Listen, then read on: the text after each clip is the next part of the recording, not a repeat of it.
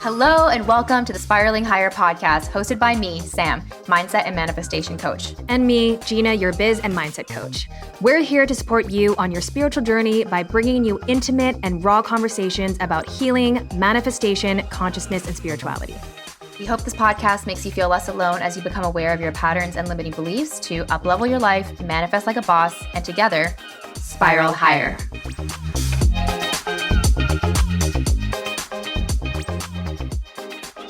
Okay, I was literally dying laughing when you sent me your responses to this. I was laughing really hard when you sent me your video. It was pretty entertaining. Okay, so the other night I uncovered an old journal that was gifted to me a couple years ago, and it's called Burn After Writing. So it has a bunch of different prompts in there to essentially get you to visualize your life and essentially take an honest look at you as a person. And it was quite revealing, answering some of the questions. But there was a page that was labeled My Attributes. And it said, time to be honest. You judge everybody you meet. We all do. How about judging yourself for a change? Which is kind of an interesting concept because most journals are like, don't judge yourself, right? I know. But it's like, it's not asking you to really judge. It's like reflect. Yes, it's like and just look from, I guess, from a neutral perspective, not like a, this is good or bad, but just being honest with yourself, which is what it says. Exactly. And what was interesting was being able to compare our ratings and be able to see them with so much objectivity and humor because Yeah. So anyways, there's about, how many on here? It's about 10 words where we are being asked to judge ourselves. 20 words? Okay. We are being asked to judge ourselves from 1 to 10. And when I first went through this, I really tried to go with my heart's answer. I didn't try to like think about it. It was like, which number am I going to circle immediately? And I knew after I went through this that it was going to be so effing hilarious to see Gina's answers because we're totally different, you guys. So different. She is the moon. She is Cancerian, and I am the sun. I am a very Aries sun being, and so it was just so not even ironic, but just obvious and humorous the way we answered these questions. And so, if you don't already have an idea of who we are, we're going to be rating ourselves today on these 20 different attributes, and it'll be funny for you to give us feedback and let us know if you thought that we were aligned with those numbers or not, but it'll be interesting for anyone to hear what we thought of ourselves at least, because that was what was so funny about this. I think it was also fun to hear your responses because some of them I was like, yeah, I would rate you the same. But some of them were also like, really, you think that about yourself? And we were also able to reflect on the growth in some of these attributes since we've met, which I thought was really interesting as well. So, all right, 100%. Shall we get started? We should, but I was also going to say that I feel like I could have answered this perfectly accurately as you as well. Yes. There was only a couple numbers that I was like, oh, I would put this for her, but I think that she would put this for her, right? Like I could also mentally go through and figure out what you would do for each of these. But anyways, okay. Honesty, 1 out of 10. What's your number? You didn't put 1 out of 10. No, I'm saying 1 out of 10. Oh. What did you put? Oh my God, I'm so dumb. I thought you meant you were doing a 1. Honesty. So this was an interesting one because I actually don't have my answers in front of me, what I said to you, because I just did mine verbally. I think honesty for me used to be a 1 or 2 because I had a really hard time being honest with other people in fear of what they would feel, right? Like I was in a lot of relationships that I couldn't speak my truth because I felt bad, people pleasing, all of those types of things. So but now I will say, I think a 9 because I'm I cannot live in not truth. That was a terrible way of wording that. But I feel like honesty for me is such an important thing with myself. And now I'm so uncomfortable not speaking my truth to the people in my life. So that's a pretty big increase for me. So that's I'll say 8 or a moment. 9. Yeah, that's a growth moment. I put an 8. Because I have really never had trouble with being honest. Yeah, you've never had trouble. I would have given you like a 10. Okay, well, I'll tell you why I put 8 rather than a 9 or a 10. The reason why that 20% is still needing room for improvement is because I'm not always honest with myself. It's not that I'm not honest with other people. I kind of can delude myself sometimes. So I need to be honest, which is why I did this attribute rating scale for myself so I could know where I need to embody more of these traits in my life. But as I was growing up, the number one thing I was told about myself was that I was blunt. It was not positive either. I remember people saying, "Oh, you're so blunt." Not like, "Oh, you're so blunt." It was just constantly something that I received, but what's weird is it never tracked in my mind to not be that way. I just was like, "Yep, I am."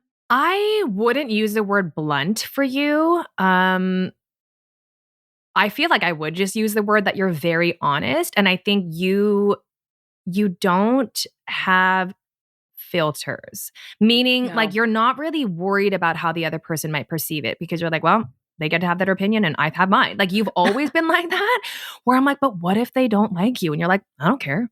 I was like, but what if they think this? And you're like, that's fine. That took me a while to get to. Yeah, it's interesting. I only care when it actually really impacts me, which I guess is my decision whether it impacts me. But yeah, a random person having an opinion, I'm like, that just is like water off a duck's back.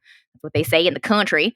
But if you had a negative opinion, then I would want to explore that. But yeah, it doesn't really bother me if anyone has if they don't like me, I'm like, they don't like themselves. That's all I think.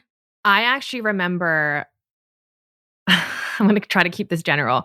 I just remember a time where we were together somewhere, and I feel like you're going to know what I'm talking about. And I totally thought that this person like thought badly about me. Do you remember what I'm talking about? No. I met somebody in your life, and when we left, I was like, oh my God, I don't know if I made a good impression. And I remember you just being like, literally, she's not thinking about you right now. Oh yeah. I was trying to bust your ego. I was like, she's not even considering you for a second. Like, you are not crossing her mind at all. Yeah. You were so like, funny. Oh, does she think this? Was I okay? I'm like, she's not thinking about you. And it's interesting because not the number one, but one of the greatest pillars or strongest pillars of my coaching is helping my clients realize that not everything is an egoic event for you to evaluate yourself upon. So I had a client recently who was talking about being on social media and how they were seeing some posts of like a friend of a friend or something like that. And they were kind of making the post mean something about them. And I was like, this is kind of giving me "you're so vain, you probably think the song is about you" vibes, because it's probably not even about you. But that's what we do. It's like, how do we distort every single person's post, every single person's story to mean something about us? Like if someone shares a quote or it's like, is that about me? It's like, no, probably not. Probably just that they like that quote or they like that movie or they like that song. Maybe nothing is about you.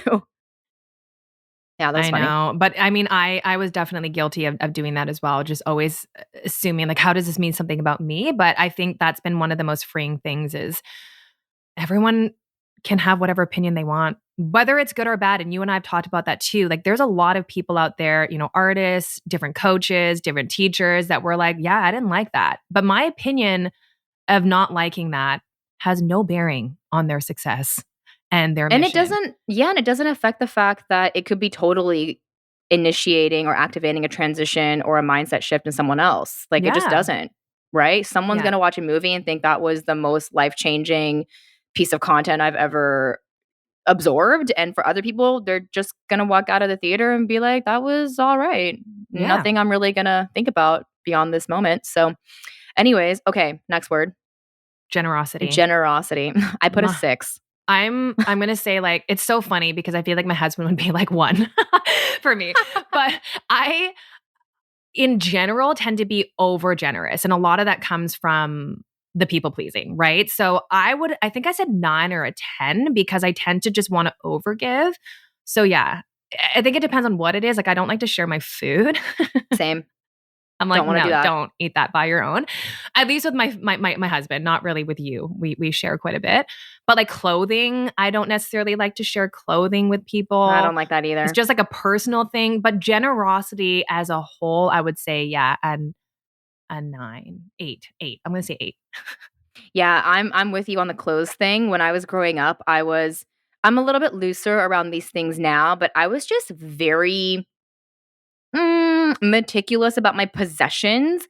I will never forget, I was in kindergarten and I had this set of brand new colored pencils. And you know me, I'm like lightly using them so that I can like preserve the quality. I was just obsessed with this color pencil set. And then someone asked to borrow my yellow. And I was like, sure. And then she just freaking like so intensely used the color and she gave it back to me. And so much of the color had been, and I just remember thinking, that's it. I'm never letting anyone borrow anything ever again. And I was quite stringent about that growing up. People would ask to borrow my clothes and I was very, I was like, no. I wouldn't even let people sit on my bed. Yeah. I mean, I did like, well, that's because they're probably wearing outside clothes. Right? True. But I did the same thing with my pencil cases. I would bring like every color of the rainbow. And then someone would say, you know, I'd go in and pick my different colors and someone would say, oh, can I borrow a pen? And I'd be like, I don't have any. It's so funny because I find this still happening to me in my literal 30s. One of my closest friends came over to my place recently before going on a trip and was like, do you have any clothes I can take with me? And I was like, I don't have clothes. Like, I don't have any of those. Oh, yeah. She was like, you don't have anything? She's like, you don't have, and I was like, okay, I do have like this one dress. And, you know, I gave her a couple options, but it's funny. It's funny how that happens. I mean, I remember too, as a kid, when kids would come over, like my mom's friends would all come over and their kids would come over, I would like lock my room. So these kids couldn't come in there and play with all my stuff. I would kind of like pick the things. And a lot of parents actually do that now. I've done that with Emmeline too, because there's certain things that they want to protect and that's okay. But yeah, I remember doing that too. Being a little bit so funny. Yeah, anal about that. But okay. This one's hilarious. This one's so funny. Okay. Forgiveness. Me first. I put a 2. Actually, at the top of this page, I put that my goal this year is to embody more forgiveness because it's funny. I was just telling a friend about this co-star astrology meme I saw on Instagram the other day, and it was basically dividing the signs into groups of 3, and it was number of chances you get, basically from each sign group. Okay. And for I think it was Aries, Scorpio, Capricorn. It was -1. Yeah. Already expecting you to fail. So that's me. I really, it's not that I can't forgive. It's just sometimes I don't even care enough to forgive. It's just like, it's like you were going to disappoint me anyway. So whatever. It's not like I'm not willing to move past it. I don't even think it's a thing to give my energy to. I'm like, that was stupid of me to even rely on you. So like, whatever. Very, very protective. It is. The wall. So I do want to embody more forgiveness. And the reason also too why this number is so low is because I'm learning also to forgive myself more and more and more. One. Yeah. But that's why it's not a 1, because I actually have improved in that area. But yeah, I don't forgive people very much. Which is so funny because this is one of the things that when I first met Sam, I really thought we were so identical. You know, we thought we were the exact same person. And this was a surprising one for me. No, you're a 10 on the forgiveness. I'm a 10 for sure. But for you to hear 2 back then, I would have been like, really? Really? Whereas now I totally get it. I completely see that. I mean, I probably would have given you a 5 because I feel like it kind of depends, but I can see why you gave yourself a 2. For me, 10 because I'm almost too forgiving, right? I kind of over forgive to the point I coach you on like, don't let that go. Don't accept that. You're like, oh, well, you know what? You're always, and I love that about you. You are you live in other people's shoes. You don't even live in your own shoes. You just live in other people's shoes. And I feel like I need to step into those shoes a little bit more. And thought work has really helped me with that because I teach everyone basically a framework that helps us really just peer into our own subconscious, right? What are the thoughts that I'm thinking? What's the stories that I'm superimposing onto this? And when I see them creating my own emotions, I do take a moment to think about how someone else would have differently perceived that. So I have been doing that more, but then it's almost like it doesn't really even require forgiveness at that point because now I can just see where we kind of both went wrong. Yeah. And it kind of dissolves the need for that. I'm like, oh, I see that you meant that and I meant this. That was just two conflicting viewpoints, but it's not wrong to have conflicting viewpoints. Yeah. So now that we've clarified that, forgiveness is not really necessary. Like I got what you were doing and you got what I'm doing. So let's just move on. It's more just like understanding, like getting to a mutual understanding. Yeah. I think it's so funny because I've had to use thought work in the opposite way. And it's interesting the kind of people that I end up coaching tend to be like me, who people please a lot, right? And they tend to, like you said, be really overly forgiving for other people without looking at themselves first, right? So my work and a lot of the people that I'm working with right now, it's kind of like, can we ask and answer to ourselves first? And then go out from the inside. And so it's interesting because we're doing the opposite work here, which, I mean, we're twin flames, so it makes sense. But you've definitely helped me to look more into myself first. And I think I've cracked open for you a level of understanding for the other person's shoes because of me. Because with me, you would forgive me for sure. Yeah, I mean, this goes without saying, but becoming friends with you and creating a life that is really quite shared with you, I have definitely reached really just unimaginable levels of empathy. I don't think I really had a lot of empathy as a person 5 years ago. Yeah, I don't think so either. I just was kind of like, my perspective really was, that's a personal problem. Like that was just kind of how I was with everything. And yes, that still remains true. Everything is literally a personal problem. It's a story that you are creating in your mind, which is why when you work on yourself, everything changes. You don't have to change everything outside of you. Actually, everything responds to your internal changes. But now that that was before I had even looked at my shit. Like that was before I turned inward at all. So after having turned inward and looking and really approaching my stuff with complete humility and transparency, I now can just see in other people when that's happening. And I do actually feel a lot of empathy. And to be honest, it is truly the suffering in my life that has brought me to that place because without suffering, I can't really empathize. But having gone through a lot of things now, I'm like, fuck, that is shit that I remember going through that. And that is so hard. And that's why I love my work so much, because I remember creating my own suffering through my thoughts unconsciously. I wasn't doing it on purpose, but not knowing that I had the key to get out was so disempowering. And that's why I love to do that now, because I have that empathy. But yeah, I didn't have that 5-6 years ago. I think I've told you this many times, but I really like it when you go through hard things because you're like pointing at me on the floor. You're like, yes. I'm like, now you know how I feel. Because I think for you in the beginning, it was kind of like, why are they even worried about that? Because it was hard for you to put yourself in the shoes of somebody that something was bothering them, because at the time you're like, that wouldn't bother me. But then you started going on the journey of so many things that you were struggling with that you could then understand, wow, this is hard for other people too. And that's actually what broke you open into having that empathy for yourself, because you had no empathy or compassion for yourself at all. And so I think, well, it's the same, right? It's like what you have for yourself, you generally extend to others and vice versa. So I didn't have it for me, therefore not the other people. And then when I was able to develop it for other people, it kind of, retroactively did it for me. It's kind of like a symbiotic thing. So. Yeah. Okay. That was, that one's really funny for us. I know, but think about it. It's so Aries versus Cancer. It is. I know. I'm just like the mother. That's just, it's okay. I'll love you anyway. And you're like, the angry dad. That's like, don't with the wooden spoon. Yeah. Okay. I really love that we put the same number for happiness. Yeah. Happiness. We both put 9. 9. Yeah. The only reason why I didn't put 10 is because I do believe in always expanding. Right? I want to be able to expand into more joy, more creativity, more happiness. And so putting a 9 wasn't saying that I'm not fully happy. It was more like, there's always more. There's always more. Yeah, I think just generally, that's probably the one thing that you and I are both very similar on. We're pretty naturally quite bubbly. I'm kind of always tend to be leaning towards like a more positive mindset. Even before I started this work, I've always been kind of the chipper one, happy, smiling all the time, friendly.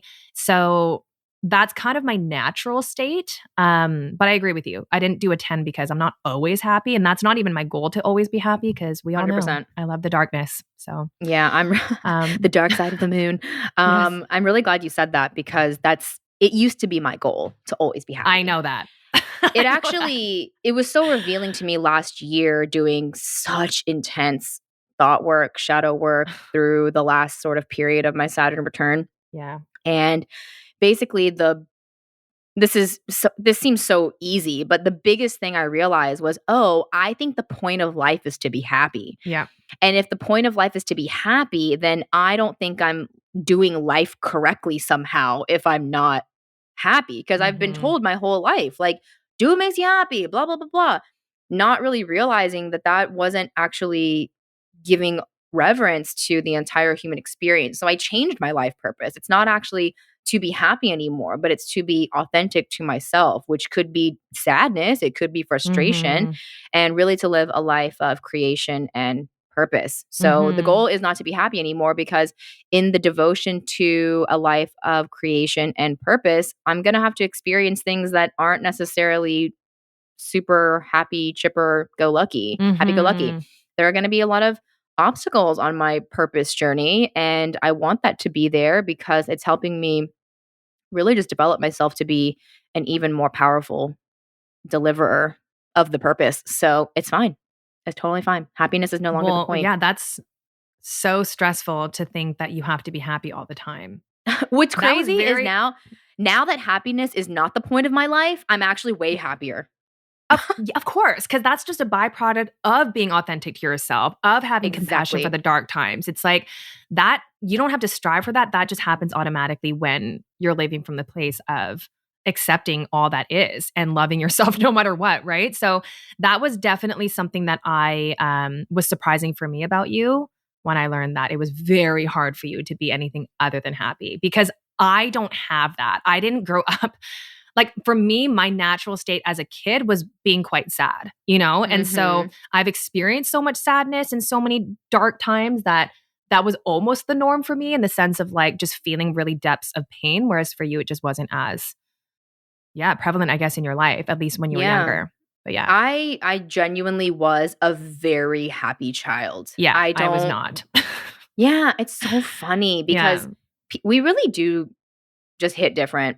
And even, you know what, this is going to sound so stupid, but even different animals, right? I see my dog and his personality has not changed once. Super high strung, crazy, alert, just not at ease as a dog. And then I see these other dogs outside just walking off leash and like they look like they're just meandering. And I'm like, that is so indicative of how we are as humans too. There are just some people that are like naturally more like this and not like that. And so, yeah, as a kid, I grew up and I was very happy. I remember always kind of like screaming, yelling, laughing, dancing. And I do think that my Saturn return and basically just my 20s, where I just felt a lot more things. Maybe, I don't know, life just got harder. I did not have any sort of experiential awareness to be able to coach myself through that. It really just felt like something is terribly wrong. And that is what keeps so many people in those cycles, is believing that experiencing an emotion other than happy, peaceful content is wrong, bad, not supposed to be happening. And then that resistance is creating the persistence of that feeling. And so I just don't have that sort of internal response anymore that it's wrong. I just think this is just what's happening currently and it'll shift. Yeah. Whereas my experience as a child, I had a lot of sadness alone, but I also had a lot of joy. So for me, it was 50-50, right? And a lot of the sadness I felt, I had to kind of find my own happiness, you know, even as being a really, really young kid. So for me, I was like, this is just normal life. And you're like, not for me. Yeah. Not for You know me. what's interesting? I just had a conversation. Now you feel the 50-50. Totally. And I just had a conversation with a client recently about kind of my journey of realizing that happiness doesn't actually happen automatically in most cases. There does need to be some sort of intentionality behind also creating it. So I remember last year, the beginning of last year, like early 2022, I remember feeling very entitled to my happiness. Like if I wasn't happy, I was like, what the fuck? Now I think to myself, how can I create avenues to welcome in more of that rather than chasing it? Oh, I happen to know that when I put on music and I start dancing, it opens up a window for happiness. Oh, I know that when I hang out with my friends and socialize, it opens up a window for happiness. Whereas before I'd say things like, when I feel better, I'll hang out with my friends. Yes. Or like when I feel better, I'll dance to music again.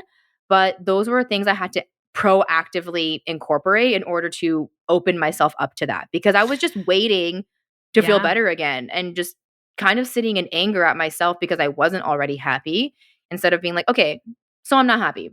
What can I sort of do? What can I literally will myself to do in order to create basically high statistics of that happening, not forcing it? Because even with dancing, sometimes I don't even feel like going because I'm kind of tired or sore. But I'm like, you know what? Going there is going to statistically raise my odds of more happiness, and it always does. Hey, listeners, quickly interrupting this episode to say that if you're loving this conscious conversation, we're inviting you to join the dialogue with us inside of our free Spiraling Higher community. It's our favorite place on earth, and it's where you can meet like-minded souls on their healing journey and discuss what you're spiraling through with your conscious besties. It's where we continue this conversation long after the episode ends because, as we all know, healing is an upward spiral. So join the conversation, share with us your insights, questions, and breakthroughs. We're here for it all. You can join by creating a free account by clicking the link at the top of the show notes. Can't wait to see you in there. Yeah, I remember being super confused when you'd be like, I can't see you today. You can't see me like this. And I'm like, what? What do you mean? You're like, I'm just not okay. And I'm like, but I know when you see me, you're going to feel better. So just let me come and see. And you're like, no, I can't let you see me like this. But over time, we built the trust where now you will come and see me and you do feel better. There were periods where I wouldn't even answer the phone or respond to the text messages. I know. Because I'm like, I'm not like in the state that I need to be in to like do this thing. And like, I remember for like years, that's what I believed about myself, that I couldn't do anything unless I was in the quote unquote right state. Yeah. But now I've basically eliminated the idea of a right state. I'm like, there just is the state that I'm in. Yes. How can I work with it? Yes. And now even in sad state, frustrated state, I can use that energy. Yeah. I don't have to waste that. Even like rage is energy. Oh God, yeah. And sadness is energy. It's got a different quality than joy or ecstatic. So yeah, I've really been welcoming in a lot more of that. And you've seen it all now. So I've seen it all. All right, next one. Oh, this one was pretty funny. Okay, no, sorry. Loyalty. Loyalty I put honestly like a 10. Yeah. I think 10 for loyalty. Again, to a fault, right? Because there's a depth to a relationship or something that I've been doing, I sometimes am too loyal to a fault. But I think, again, I'm discerning a lot more now. But I would say, 10 for loyalty. So this is one of the ones where I had like an initial answer, then I was like, I don't know. Like this one, because I didn't really know what loyalty meant, right? Loyalty to what? Loyalty to people? Loyalty to myself? Loyalty to I don't know, because when I was growing up, I was a serial quitter. Yes. I quit. There's so many things I would start and then just be like, I don't want to do that anymore. Okay, and I just quit. And even into my adulthood and switching careers a couple different times, I would basically give something 2 years of my life and then be like, I'm done with that. And I didn't actually see that as a bad thing, because I believed that it was successful of me to notice when something was no longer in alignment and then act accordingly. Like the failure would be to know that or come to that awareness and stay, right? It'd be like repeating 8th grade over and over and over. It's like, this is not helping me and I'm not growing. So I'm bowing out. Yeah. So in that sense, that's why I had trouble answering this, because I thought to myself, well, if I don't like something and it's no longer serving me, I guess I don't stay loyal to it. I just quit it. But I actually ended up answering this with an 8 because I thought about our current mission and what I'm doing now and actually how deeply loyal I feel to this purpose. But that's because I realized before I wasn't living in my purpose. So staying loyal to those things felt almost against my being, whereas being loyal to what I'm doing now feels very natural and almost doesn't even require loyalty. I'm just not leaving. It feels like a parent and a child. It's like, we can't undo that. Like, we can't undo it's the interesting fact that though, we're related. Because I feel like you're using loyalty like the word commitment or like committed. Maybe. Interesting. Because I think for me, when I heard loyalty, it's like, how loyal are you to a person, a friend? For example, even in real estate, if I'm considering a different brokerage, because I'm so loyal to the people that I'm currently working with, I'll always give them the heads up. Hey, just so you know, considering this other one, wanted you to know first. Or, if I was working under someone else, I might say to them, hey, I'm considering this other job out of respect to, you know what I mean? A level of loyalty there. Or if I'm working with somebody, I wouldn't just like quit on them and then just go jump ship. I guess that to me is the loyalty. Or again, to a friend, like if someone talks shit about you, I'm not going to be like, yeah, that Sam's a bitch. Having that level of loyalty, I guess, to people is more what I was thinking, but that's interesting. Yeah. Well, using that definition, it would definitely be higher. Yeah. Yeah. But I think yours is almost like loyalty to yourself. Yeah. Isn't that interesting? That same word, different interpretations. So this is why I love doing this stuff with you. Okay, right. The next one is very funny. So for uniqueness, I marked my first 10. Yeah. Because I was like, that is the nature of this universe. Like, duh, I'm unique. No one's like me. And you put a freaking 2. Yeah. And I was like, you answered the question incorrectly. Like, what did I say? You were like, I don't feel like I'm like a unique person. Like, I'm just like a regular person. And I was like, what are you talking about? You didn't answer the question correctly because everyone should be putting a 10 for that. Yeah, no, I put a 2. I'm like, I'm not that special. I'm not that unique, which is interesting because my daughter has said that before when I asked her, like, don't you think you're special? And she's like, I'm just normal. That's interesting because I know everyone's rare. Like there is only one of me. There's only one of you. But uniqueness to me sounds like really... Okay, uniqueness and talented are not the same. I don't think it's talented. I think uniqueness to me, I guess, feels, for lack of better words, special.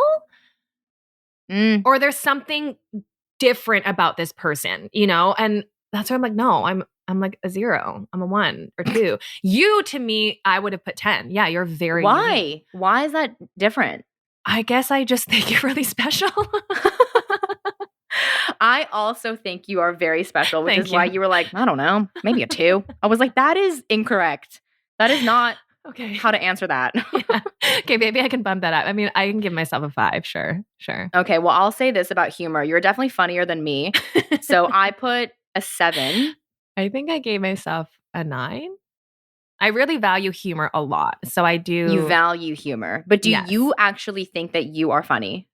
I really do. And it's funny because David and I, my husband, we always joke that he's the funnier one, but then I think I'm the funnier one. But he always jokes that he doesn't think I'm funny. And I'm like, but people think I'm funny. But he does think I'm funny. It's just like an inside joke between us. So honestly, it's hard for me to even answer this so publicly to say, I think I'm funny because I feel instantly I want to shrink. Yeah, I actually cringe at people who think they're funny. Yeah. So because now I'm like, are people going to start watching my videos or testing? Like, she's not funny. But if I'm being honest, which is this is about, I mean, I do think I'm funny. Like I laugh at myself all the time. So yeah, well, what's funny is when I was growing up, funny was the thing I wanted to be so bad. Interesting. Because growing up in my middle school, I guess the funny kids were the most popular. That was actually very desirable and sort of this, I mean, funniness or, being of comedic candor. I don't know. You are confident kind of naturally. So I really wanted to be funny. And then I kind of gave up on being funny. I'm like, you know what? That's just not me. But I will say that out of all of my friends, I have people in stitches the way I tell a story. Yes. Like I will tell a story about like a huge fight I had with my partner. And like the way I tell the story, like people are literally like crying, laughing at like what I said and did. And I feel like I'm a good storyteller, but I'm not a joke cracker, I think I'm like a very witty kind of, I'll do these one-liners in the moment, kind of you like do ask one-liners. People, where people are talking, I'll kind of just like, for example, I was hosting an open house, and this is, I don't even want to say this now because everyone's going to be like, that's not that funny. But just as an example, somebody came into the open house and he kept bumping into the chair, and I was like, you break, you buy, like, haha, and then they all crack up laughing. So I think I like to do things that kind of in the moment can kind of break a little bit tension or, an icebreaker. You are good at that. Yeah. So I think in that sense, I think I'm really good at making people feel comfortable through humor, right? I'm very, I can be a little bit self-deprecating, like jokingly. I don't know. Yeah, I guess I'm funny. I think our whole family is funny. Me, David, and Em, we're all always cracking jokes. We're quite sarcastic. She's very funny. She's super funny. Like she's very witty, very quick. Even like little things when you and Sydney were taking a picture, remember? I was like, I'm going to take a picture of you guys. And she's like, scooch in. Like, she is quite witty, I have to say. Yeah. I honestly, when I engage with children of this era, I can't help but think to myself how stupid I was as a kid, because totally, I did not speak like her. I really feel like I was just this little, almost like a tribal being. Like I was just outside, like grunting and screaming. I was not engaged in intellectual conversation.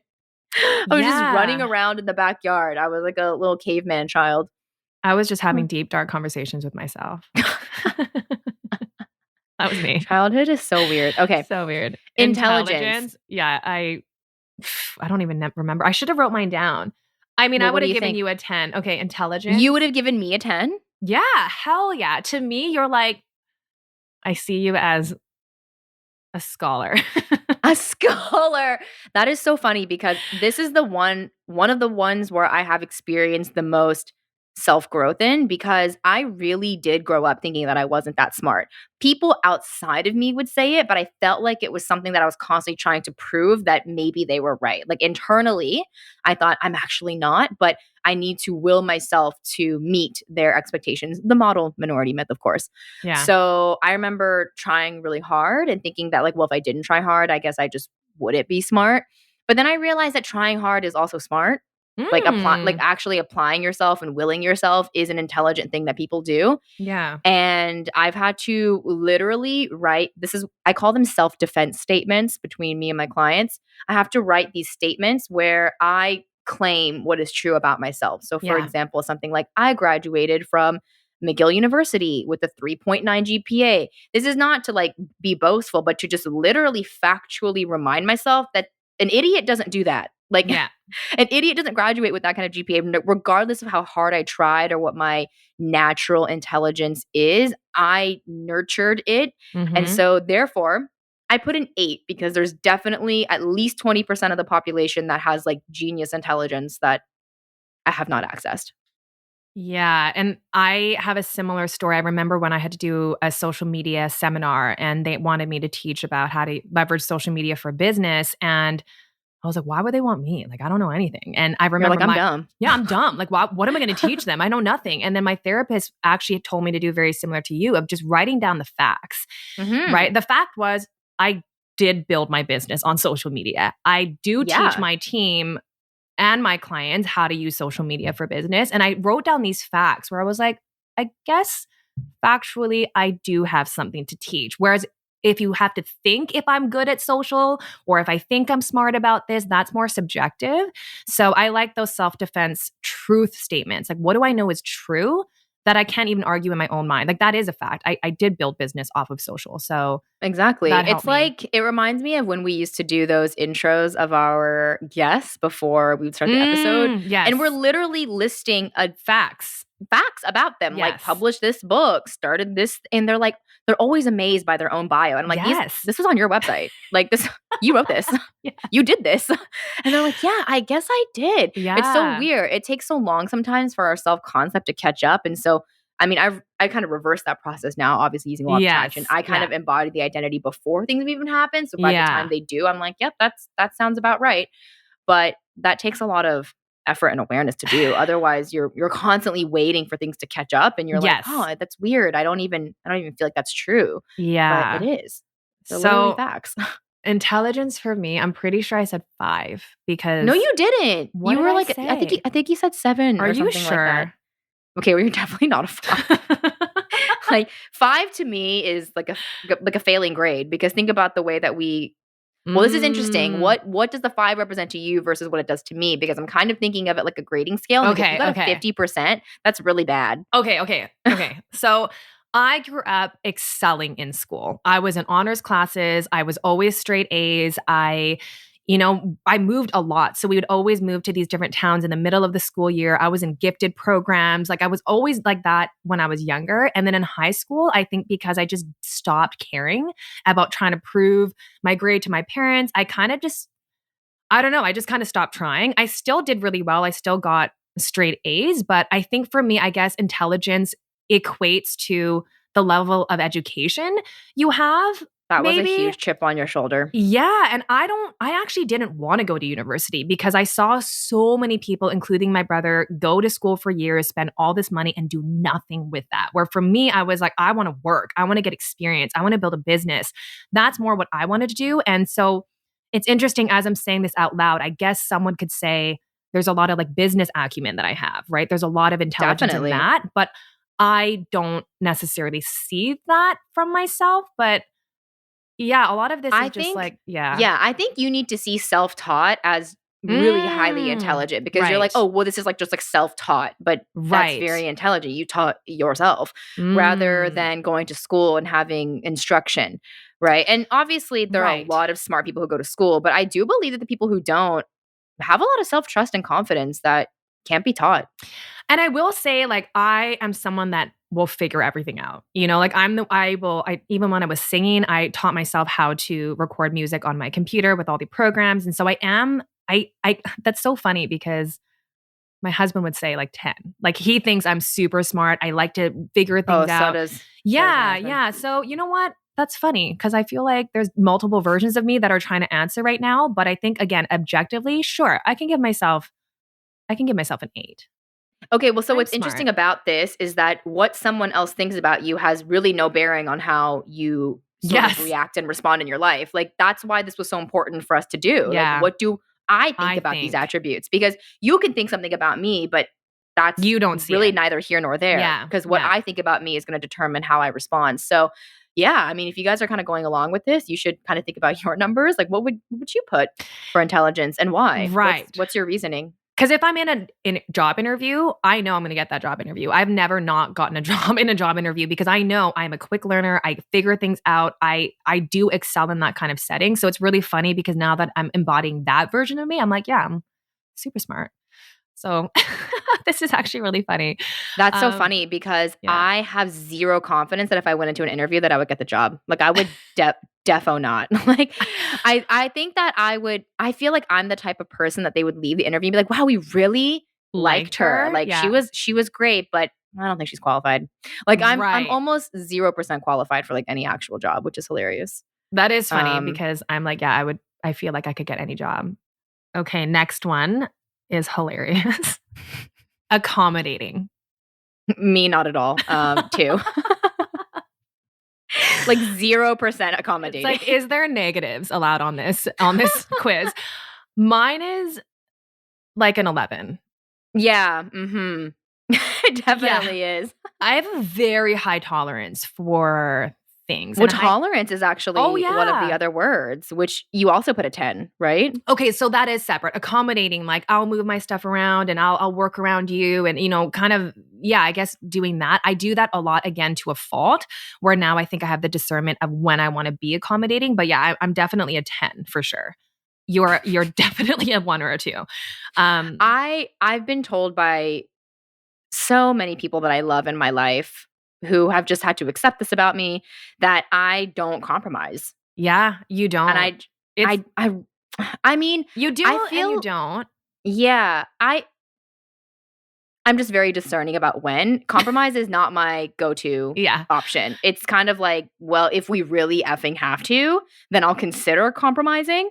But it's not really in my nature. And that has been something, I wrote this at the top too, that I wanted to embody more of that, more tolerance, more accommodating. Mm-hmm. Obviously, if it honors me as well. But yeah, I have, it's really hard. For example, this is a funny story I've told a lot of my friends, but when I was on my honeymoon, this is like the time of my life that I'm supposed to be the most effing happy, like galloping through Europe with my partner that I just married. And we were like in hell for at least the first week because number one, we had not traveled together overseas, which I highly recommend if you are going to hitch your wagon to someone for the rest of your life.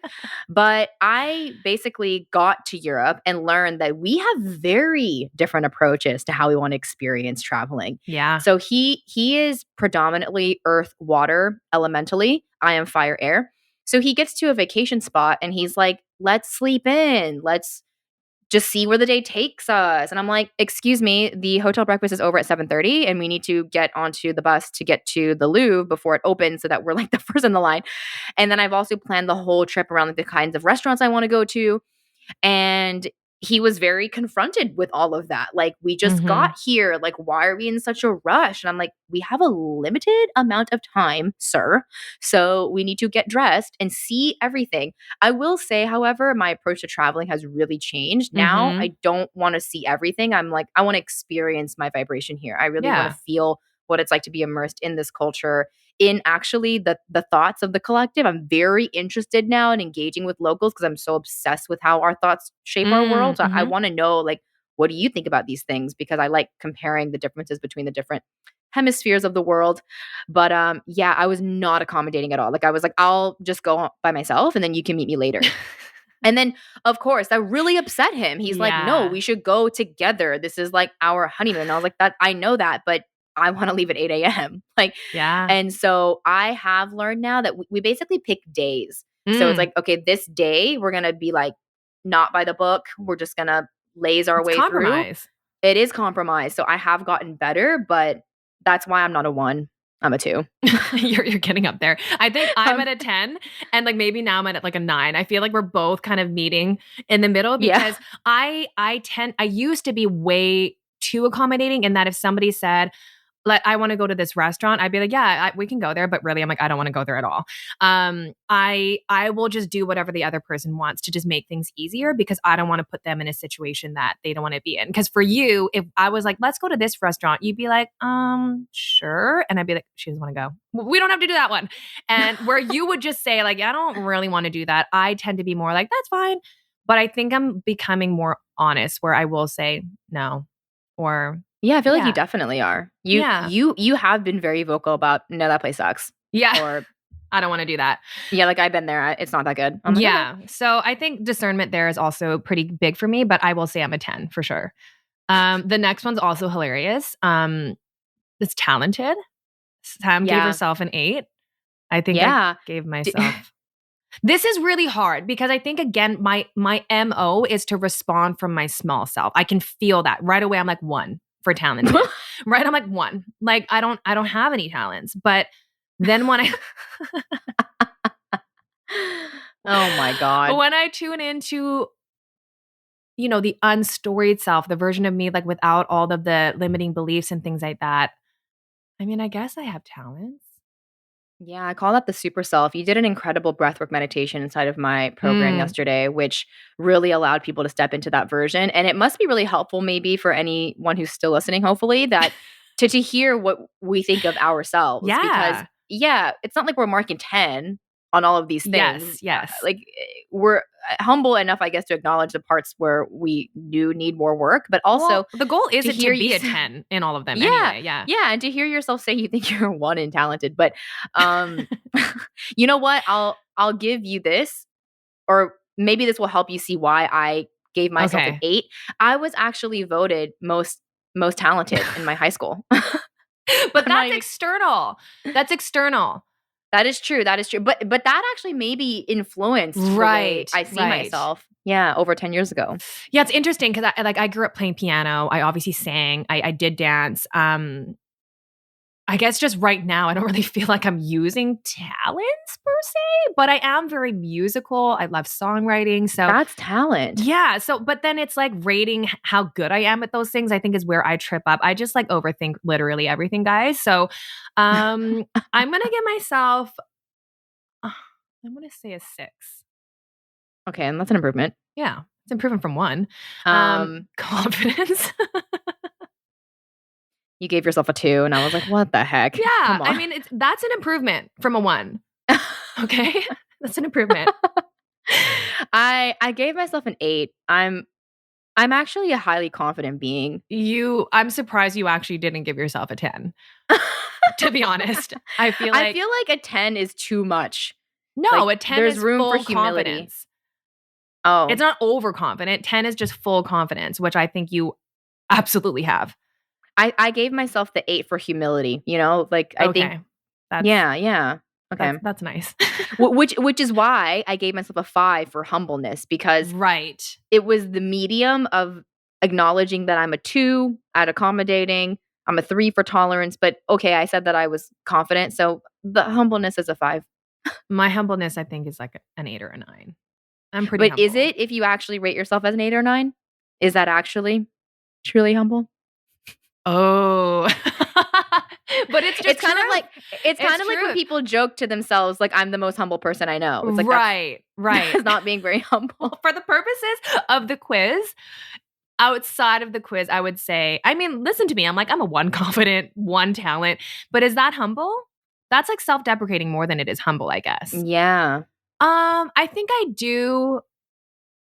I think because I can often put myself in the other person's shoes and kind of see all perspectives, I think that's what brings me my humility. Because if I do think I'm really good at something, I can kind of, I don't know, see it from the other person's perspective. And I don't know. I don't even know what I'm trying to say here. I guess because I feel like I see all angles, I think that keeps me humble. I never think I'm like better than anyone, or not that you do either, but I don't know. Yeah, I don't don't get things twisted. Yes. I don't think I'm better than anyone. Yes, I just think that I'm awesome. That that's what I mean. And I guess for me, I don't know.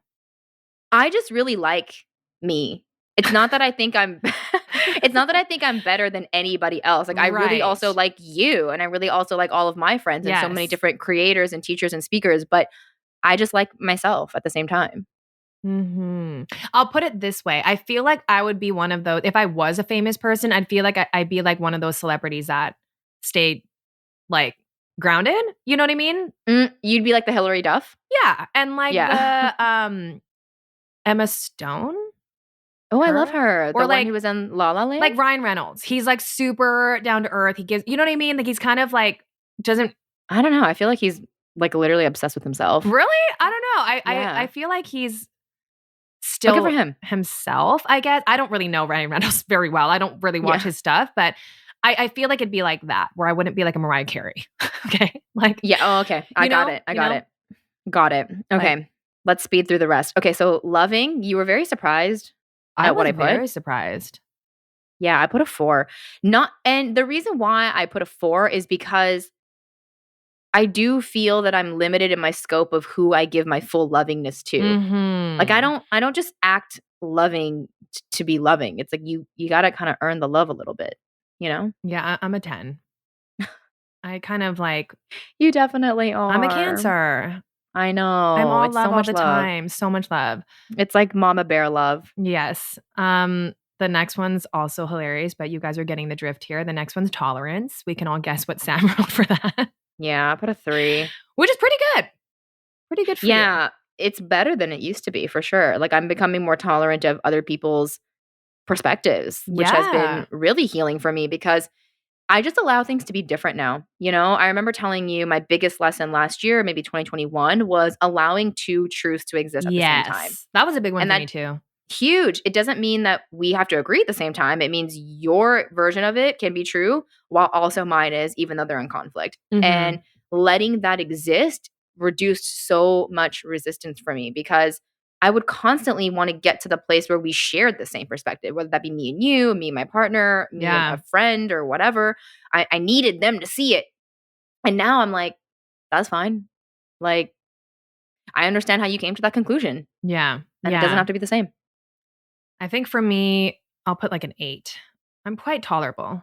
I mean, I can have tolerance for a lot of things. I have, a high capacity, a lot of forgiveness, which helps with the tolerance. But it is situational, of course. So I'll give myself an 8. Okay. The next one's super funny. My second 10 coming right up for spontaneity. I'm a 1. Ding, ding, ding. I'm a 1. Yeah. So when we pack to go on vacations, I like come with 1 carry-on bag and not everything that I need, because I'm more excited about the trip than having what I need. Yep. And Gina shows up with like 6 outfits for one day. For each day. Yeah. And different pairs of shoes and like different options. I want to be prepared. You're the kind of person, I remember when we first met, you would go to a dance class. I'll never forget this call. You're like, yeah, I went to this dance class and I met this girl. We went for dinner. And I was like, you went for dinner with someone you just met. She ended up turning into a client. I know. That wasn't even my intention. But yeah, I literally met her in the class and then was like, we should go get a drink after this or get something to eat. And then we did. And now we're still friends. I'm not saying I wouldn't do that, but I would have some level of resistance. Like, I have other plans, or I thought I was going to go home. So to now break that, planned schedule, it's a little bit more challenging for me. Spontaneity for me feels a little bit unsafe sometimes because I do like to prepare for things. So you kind of like the day to just unfold, and you're like to be kind of those surprises. And when I go on a trip, I want to know everything we're going to be doing. So yeah, that's exactly like my partner too. He just spontaneity won for him for sure. Yeah. He actually feels intense anxiety around surprises. Yeah. Which was very upsetting for me because I love nothing more than a surprise. Yeah. And you know what? You're so funny. Every time you've almost given me a surprise, you ask me if I want to know. And I'm like, no, then it's not a surprise. Yeah. And you're like, oh, okay. Yeah. I just wanted to check to see if you wanted to know the surprise before I surprise you. And I'm like, that's not a surprise. But my husband would get so anxious because I'd be like, I'm planning this big surprise. And literally so much anxiety about whether he's going to be prepared for that, like that, be comfortable at that. But I think also for me to be a 10 in spontaneity, it's number one, the amount of frequency in which I experience it, but also the amount of joy it brings me. So yesterday I had a friend text me saying that she was going to be skating in my area. Am I free? And I was like, I am. And so I just put on my skates and went outside and we skated. And it was like so joyous because I didn't know what was going to be happening. Yeah. So, if somebody calls me and says, what are you doing? Do you want to hang out right now? I'm like, I'm busy. Yeah. I'm busy sticking with my original plan of doing nothing. But you actually leave. Well, you're very intentional. You should see Gina's calendar, guys. It's frightening to me.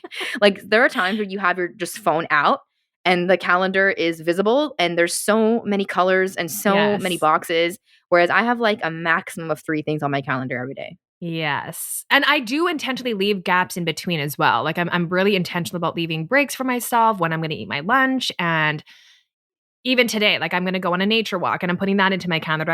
I'm intentional about that. That's why spontaneity for me is hard. Because if somebody said, let's hang out right now, I'd be like, well, I was going to go on a nature walk and that's where my brain was. So for me to switch gears, I don't know. It's a little harder for me, but you've definitely taught me spontaneity. I can appreciate that. So mine is a 1, but I would say a 2 or 3 when I'm with you. Good for us. Yes. I've also helped you in your health area. Ooh, that's the next one. You have. I put a 9 for health because I'm actually like an annoyingly healthy person. Like really annoying. I'm a 2. No, you're a 5 now. Oh yeah, remember? I said 5. Okay. Yeah. Yes, I've gone up to a 5 from a 2. Yeah. So when I met Gina, I was incredibly impressed by how malnourished she was and the limited amount of just she was very sedentary. And you've really changed that. Like your I'm walks trying. now. Yeah. Your walks now. And you did have like a personal trainer at one point to help you kind of get into that. Going back to our childhoods, I was constantly in motion. Yeah. I was like dancing, like even doing sports. So I was just doing that. But it's funny thinking about you just in your room, like I was not doing that at all. Crying in my room. I was listening to music. I was doing dance stuff, but like my mom wouldn't let me do that. Like my mom had me in piano, music theory, violin, like art classes. Everything was sitting down at a table or a desk, right? Yeah, like that's your natural state. Is just to be like inside. You were. That's when I met you. You were such an inside person. Yes, so like that's the true. best way to describe you. And I'm like an outdoor person, like literally with the blinds shut in darkness. That was me. Whereas now I love nature. I need to be in nature. So that's shifted a lot. So yeah. Remember when I took you on your first hike? Oh my God. That was actually really nice. I think when I thought of hiking, I told you, I'm like, let's not do one harder than this. You're like, this is the limit. This is the max I'll go. That was really nice. You did introduce me to loving nature because we went for that walk and you were like shoving a tree branch like into your nose to smell it. And I was like, wow, I've never done that. All the scents, the nature scents. Actually, it's been smelling so good outside recently because I can smell all the cherry blossoms in the air. I can smell the seasons changing. In my defense, though, I am allergic to outside. Okay. So my husband, for anybody who watches Simpsons, he calls me Milhouse because I'm like allergic to everything. And so I did have an allergy test done and I'm literally allergic to nature. So that's kind of why I don't like to go outside because it's so bothersome for my allergies. But I'm pushing through it. I'm allergic to outside. I literally am. When I got home, David was like, "So you're allergic to outside?" I was like, "Yep, pretty much." Yep. Were you an indoor recess kid? You said that to me. No, I mean that. That cracks me up. Like there's an alarming amount of people who were indoor recess kids, and I cannot relate. I was immediately out the door. I don't think I had that option. I don't remember having an option to stay inside. We did. I loved playing outside as a kid. It's just as an adult, no, that's not. I'd rather, like, for a lot of times if they ask in a restaurant, do you want to sit inside or outside? I'm going to say inside. Oh, I say outside every time. I know you do. And that's where I tolerate. I'm like, me too. I want to sit outside. But really, I'm like, I don't want to sit outside. Oh my God, this is killing me. Okay, let's finish the last two. Next one, creativity. I gave myself, I would say right now, like an 8 or a 9. I'm pretty creative. That's one of my strengths. Yeah, I put a 7. I definitely want to nurture more of that. I don't know. I have to consider what a 10 would really be, though.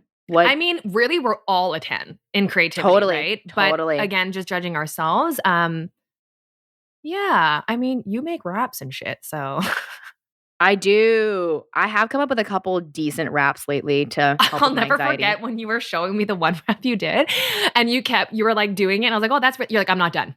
And you keep going. And I was like, oh, that's really good. You're like, I'm still not done. You kept going. Do you remember? Oh, yeah. That one was quite long. It was like a full, like Eminem. It was a good sequence. Yeah. I remember the last couplet of that. It's actually one of my favorite things I've ever written. I said, now that you are no longer mistaken, it's time to go help others awaken. I was like, that is so good. Mic drop.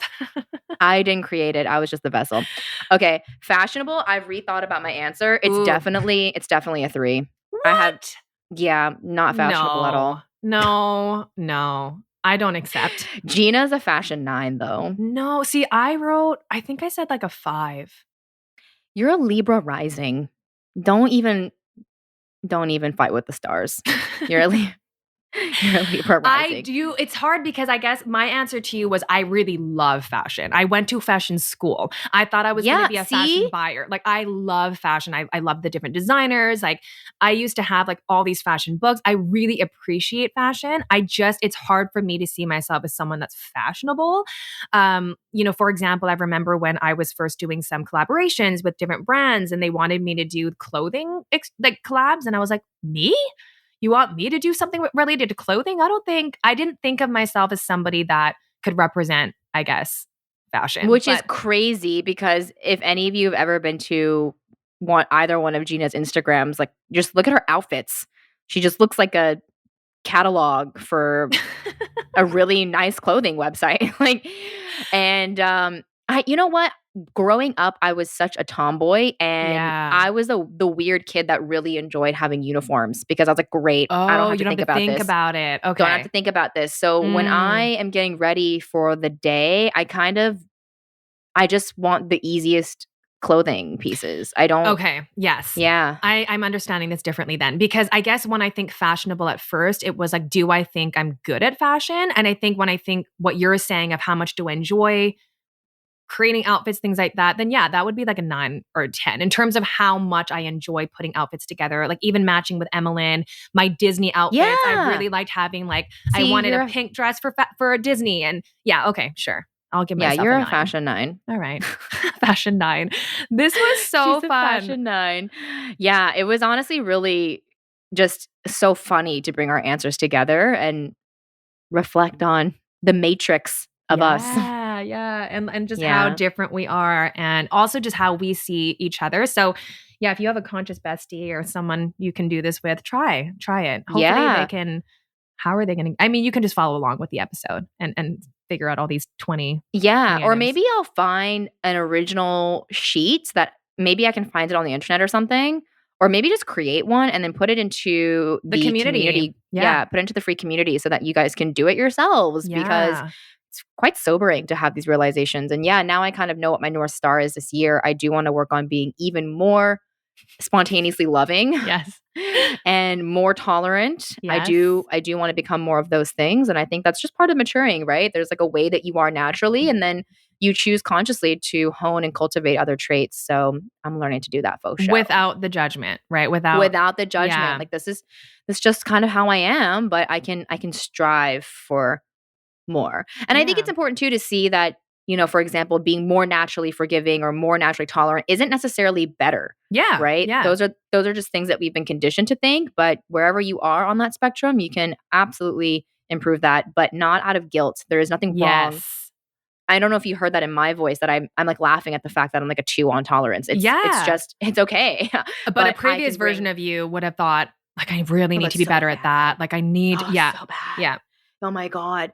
We had Cyrus inside of the coaching program on Tuesday. Love him. And this is for another day. We could create another episode about this, but we basically explored the idea that we don't need guilt in order to change ourselves. Yeah. Like we just don't. We can just acknowledge what is, and then from a loving, conscious place, choose differently. We don't have to feel bad about ourselves. And it was an interesting dialogue that we engaged in, because some of us kind of argued as devil's advocate for guilt and whether it is good and when we should have it.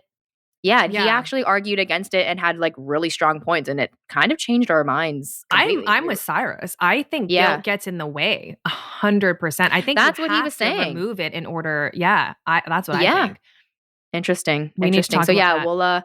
We'll put the rating scale inside of the community, and hopefully, you can share with us what you thought about yourselves, or what you thought about us too, if you're interested. And maybe who your thoughts were. Yeah, and maybe who you relate to more. Yeah, who do you, are you a fire sign or a water sign? Yeah. And then if you're an earth sign or an air sign, you'll definitely be another mixture of these things. But that's the thing. Everyone is a unique matrix, and there's no wrong one. Yeah. That's the whole idea, is realizing that we can exist so perfectly and so differently at the same time. Mm-hmm. So, we hope you enjoyed this little get to know us a little bit better. Yeah, a little fun episode. And we're going to have more shorter episodes coming your way, because we want to be able to cater to, the ones in our community who maybe don't like the 3-hour-long episodes. We love them. But we also like the shorter ones. Not that we've done them, but I like the idea of trying to do them, because I appreciate when there's like a 15-minute episode that I can just kind of quickly listen to on a quick drive. I think hopefully you guys will enjoy that as well. And full disclosure, we thought this one was going to be 10 minutes. I think we're at an hour, so we're working on it. I was gonna say too, the best place to actually let us know what you would like to hear about on the podcast is the community. So we have a space in there. It's called Pod Talk. You can bring your conversations and insights and really questions about any of the previous episodes, but also potentially future episodes. So remember that community is free, and you can join and start the dialogue with us. And join us on the monthly coaching calls. We'll set the date for the May call. So look up for that too.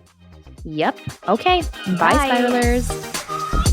Thank you so much for listening to this honest conversation. We hope it brought you peace, clarity, and a little bit further along your spiritual journey. If you loved this episode, it would mean the world to us if you left us a 5-star rating and a review, so we can bring you more conscious conversations, spiritual topics, and guests. And we lovingly invite you to join our free Spiralinghigher community by clicking the link in the show notes to continue this healing dialogue and share with us how this episode impacted you. Come on in, introduce yourself, and meet your conscious besties in a safe space for healing conversations between us and other like-minded people on their healing journey. Here's to Spiraling Higher.